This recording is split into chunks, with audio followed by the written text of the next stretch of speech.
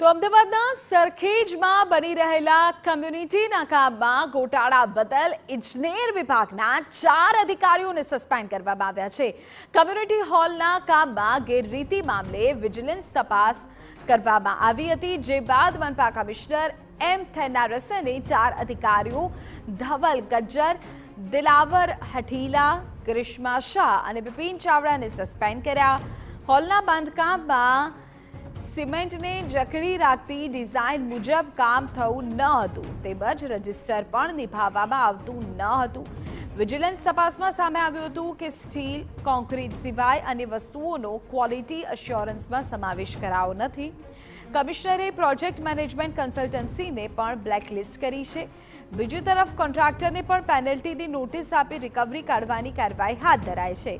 આ community hall બનાવવા design consultant તરીકે રૂપેશ મોદી, પીએમસી તરીકે ટેકનોમેન કન્સલ્ટન્ટ અને કોન્ટ્રાક્ટર તરીકે પી દાસ ઇન્ફ્રાસ્ટ્રક્ચરને ₹13.67 કરોડમાં કામ સોંપાયું હતું।